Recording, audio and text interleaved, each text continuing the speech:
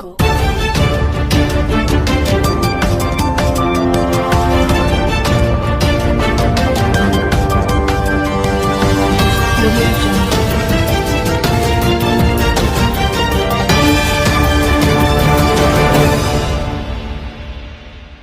Google data centre కు నీరు విద్యుత్ ఏ విధంగా సమకూరుతుంది? కూటమి ప్రభుత్వం స్పష్టమైన సమాధానం చెప్పాలి. ఉత్తరాంధ్ర సమస్యలు అభివృద్ధిపై మేధో మదన సమ్మేళనం సెంటర్ ఫర్ లిబర్టీ అధ్యక్షుడు నలమోతు చక్రవర్తి ప్రజలను బిచ్చగాళ్లుగా మారుస్తున్నారు. ఆంధ్రప్రదేశ్ రాష్ట్రంలో రాజకీయ ప్రత్యామ్నాయం అవసరం. తెలుగు శక్తి అధ్యక్షుడు బివి రామ్. స్వతంత్రం రావాలి, స్వార్థం నశించాలి, కుల మత వర్గ వర్ణ విభేదాలు పోవాలి. ఎందరో మంది మహనీయులు పోరాడితే స్వతంత్రం వచ్చింది. మరి ఈవేళ ఆ స్వతంత్ర ఫలాలు దక్కుతున్నాయంటే దక్కట్లే. తిరిగి మనం మళ్ళీ బానిసలు బతుకుతున్నాం. అంటే స్వతంత్ర భారతదేశంలోనే నాడు మనం బ్రిటిషులు బతుకుతే ఈవేళ మనం మన వాళ్ళ దగ్గరే బానిసలు బతుకుతున్నాం. పార్టీలు ఏమైనా కావచ్చు, కానీ సిద్ధాంతాలన్నీ ఒకటే, బ్రిటిష్ సిద్ధాంతాలే తప్ప ప్రజల కోసం పనిచేసి పార్టీలు ఒక ఎన్టీఆర్ చేశారు తప్ప తర్వాత వచ్చిన వాళ్ళంతా స్వార్థం, సొంత ప్రయోజనాలు, వ్యక్తిగత ప్రయోజనాలు తప్ప రాష్ట్ర అభివృద్ధి కానీ దేశ అభివృద్ధి కానీ కనీసం ఇలా చేస్తే బాగుంటుంది, యువతని ఎలా చేయాలి, వ్యవసాయ ఆధారిత పరిశ్రమలు తీసుకురావాలి అనే ఆలోచన లేదు. కేవలం ప్రజల్ని ఒక బిచ్చగాళ్ళ మాదిరిగా ఉచిత పథకాలు పెట్టి ఎంతసేపు ఒక బిచ్చగాళ్ళలా చూస్తున్నారు తప్ప మనుషుల్లా చూడట్లేదు. ఏ ప్రభుత్వమైనా సరే ఒక ఎన్టీఆర్ చూశారు తప్ప మిగతా వాళ్ళంతా ప్రజల్ని కేవలం ఎలక్షన్ అప్పుడు మాత్రమే ప్రజలుగా గుర్తిస్తున్నారు ఓటు కోసం. అది అయిన మరుక్షణం వాళ్ళని బిచ్చగాళ్ళని చేస్తున్నారు. మార్పు రావాలి, మొదలవ్వాలి, ఒక నూతన అధ్యాయం రావాలి, లిఖించబడాలని చెప్పి ఉద్దేశంతో మేము పోరాటం చేస్తున్నాం తప్ప ఎవరి మీద వ్యక్తిగత ద్వేషం కానీ రాగద్వేషాలు లేకుండా సమాజం బాగుండాలని చూస్తాం. కానీ ఈవేళ దురదృష్టం, ఎవరు వచ్చినా సరే మేము డబ్బులకి ఓటు, మద్యం, ఇతరులు తాయిలాలు ఇచ్చి చేస్తున్నారు తప్ప ప్రజలు కూడా ప్రశ్నించే తత్వం రావాలి. ఎందుకంటే ఈరోజు ఈ రాష్ట్రం కానీ దేశం కానీ మనది. నాయకులు వస్తూ ఉంటారు, ప్రభుత్వాలు వస్తూ ఉంటాయి, పోతూ ఉంటాయి, కానీ శాశ్వతంగా మనం శాశ్వతంగా ఉంటాం. వీరు 5 ఏళ్ళు మాత్రం ఉంటారు. ప్రజల ఆస్తికి ట్రస్టీగా ఉండాల్సిన ఈ ప్రభుత్వాలు ప్రజల ఆస్తుల్ని దారవతం చేసేస్తున్నారు.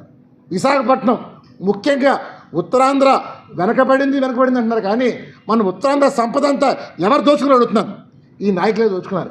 వాళ్ళు ఎవరైనా బికారులను అడుగుతున్నారు. ప్రతి ఒళ్ళు కోటీశ్వరులే, తక్కువ లేకుండా 100 కోట్ల ఆస్తి తక్కువ లేకుండా ఉన్నారు. మరి ఏంటి, ఎందుకు ప్రశ్నించట్లేదు? మేము ఒకటే కోరుతున్నాం పాలకులు అందరికీ, దయచేసి మీ మైండ్ సెట్లు మార్చుకోండి. ఈరోజు ప్రజలు ఈవేళ పంచభూతాల్లో గాలి, నీరు, నిప్పు, ఆకాశం, భూమి ఎలాగైతే ఉన్నాయో ప్రతి పేద బడుగు బరువు కోరుకునేది కూడు, గూడు, విద్య, ఆరోగ్య, ఉపాధి. ఇదే, అంతమించి ఏం కోరుకోవట్లేదు. ఇవి చేతకాక మీకు చేయలేకపోతున్నారు. మీకు చేతకాలని చెప్పండి. అభివృద్ధి అంటే ఏంటో మేము చెప్తాం మీకు. ఎందుకంటే మీకు ఎంతసేపు ఇటు ఇతర పరిశ్రమలు, ఇతర దేశాలు, ప్రపంచ దేశాల నుంచి వచ్చామంటున్నా తప్ప మన వాళ్ళు గుర్తిస్తారు అడుగుతున్నాను. ఈవేళ మీరు 99 పైసలకి ఇతర దేశాలకి ఇస్తున్నారు తప్ప మన తెలుగు వారైనా ఇక ఎవరు లేరు అడుగుతున్నాను. యువత లేదా అంటాను, మేధాశక్తి యువత లేదా అడుగుతున్నాను. ఆ యువత నిర్వీర్యం చేస్తున్నారు. అందరి దగ్గర డబ్బులు ఉండకపోవచ్చు, తెలివి ఉండొచ్చు. ఇవాళ యువతలు తెలివి ఉంది, డబ్బు లేదు, ఆర్థిక సమస్య లేదు. అలాంటి యువత అంతా నిర్వీర్యం అవుతున్నారు. మాట్లాడితే ఐటీ అంటున్నారు. ఈవేళ ఉత్తరాంధ్రలో వ్యవసాయ ఆధార పరిశ్రమలు పెడితే ఆ పక్కన ఆ ప్రాంతం బాగుంటుంది, ఆ పల్లెటూరు బాగుంటుంది, ప్రజలు బాగుంటారు, మహిళలు బాగుంటారు. ఇలా ఆలోచించాలి. ఇలాగ ఏమీ లేదు. విజనరీ అని చెప్పి ఎక్కడ తీసుకెళ్తున్నారో అర్థం కావట్లే. సో డెఫినెట్గా మేము ఒకటే కోరుతున్నాం, ఎన్టీ రామారావు చెప్పినట్టు సమాజమే దేవాలయం, ప్రజలే నా దేవుళ్ళు ఏమైనా చెప్పారో ఈరోజు ఆ మైండ్ సెట్తో నాయకులు మారండి. మీరు ఈవేళ దేవుళ్ళ తయారైపోయి ప్రజల్ని భక్తులు అనుకుంటున్నారో బిచ్చారు అనుకుంటున్నారో అర్థం కావట్లేదు. ప్రజా సమస్యలు గురించి మాట్లాడే ఒక పార్టీ అనేది లేకుండా అయిపోయాయి. 2 పార్టీలు కూడా దాదాపు కుమ్మక్కయ్యే దశలో ఇటువంటి పౌర సంఘాలు చేసే కృషి, ప్రజా సమస్యల మీద చేసే పోరాటం చాలా అవసరం. రామ్ గారు సంస్థ చేస్తున్న పోరాటాన్ని అభినందిస్తున్నాను. ఇక ఉత్తరాంధ్ర సమస్యలు, నేను రాష్ట్ర వ్యాప్తంగా పర్యటిస్తాను. రాయలసీమకి వెళ్తే రాయలసీమ సమస్యలు, వైజాగ్ వస్తే ఉత్తరాంధ్ర సమస్యలు, అటు విజయవాడ వెళ్తే అక్కడ కూడా సమస్యలు. మాకు అసలు పెట్టుబడులే రావట్లేవు అంటారు వాళ్ళు. ఇది విజయవాడ, గుంటూరు, గోదావరి జిల్లాల్లో. కాబట్టి మనకు ఏ ప్రాంతంలో ఉంటే ఆ ప్రాంతం మనకు మక్కువ సహజంగా. కానీ ఉద్యమం చేసే వాళ్ళకి ఎప్పుడు నెగిటివ్సే కనిపిస్తుంటాయి, నాకు కూడా. కాకపోతే ఉత్తరాంధ్రకు కూడా కొన్ని మంచి జరిగే. Will start on a positive note. ఇక్కడ మంచి జరిగిన దాని గురించి మాట్లాడుకుందాం. వైజాగ్ ఈరోజు ఆంధ్రప్రదేశ్లో అత్యంత సంపన్న జిల్లా. దాదాపు సగటు ఆదాయం వైజాగ్లో 6.5 లక్షలు అయితే ఆంధ్రప్రదేశ్ సగటు ఆదాయం 3 లక్షలు. ఒక రకంగా అది మంచిది, ఇంకో రకంగా రాబందులను ఆకర్షిస్తోంది. ఇక్కడ భూముల కొరకు వచ్చేది ఇక్కడున్న ఆదాయం, ఇక్కడున్న ఎకానమీని చూసి.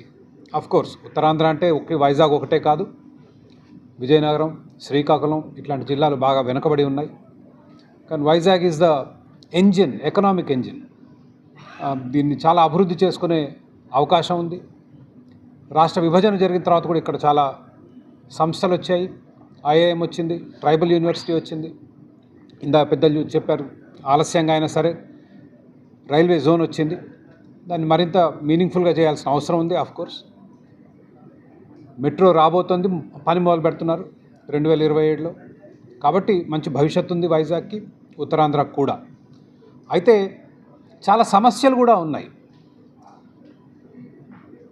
ఈ మధ్య కాలంలో గూగుల్ చేసిన అతిపెద్ద పెట్టుబడి విదేశాల్లో వైజాగ్కి వచ్చింది. ఇది చాలా గర్వకారణం. చాలా పెద్ద పెట్టుబడి, దాదాపు 10 లక్షల కోట్లు, అంతేనండి, 10 లక్షల కోట్ల పెట్టుబడి, $15 billion if I remember correctly. కోట్ల పెట్టుబడి ఇక్కడ రావటం చాలా అందరం సంతోషించాల్సిన విషయం. 87,000 crores కదా సార్, 87,000 కోట్లు. ఓకే, క్షమించాలి, 87,000 కోట్లు. రిలయన్స్ వాళ్ళు 1,00,000 కోట్ల పెట్టుబడి పెడుతున్నారు. అయితే వైజాగ్ పౌరులకి, ఉత్తరాంధ్ర ప్రజలకి దీని మీద చాలా అపోహలు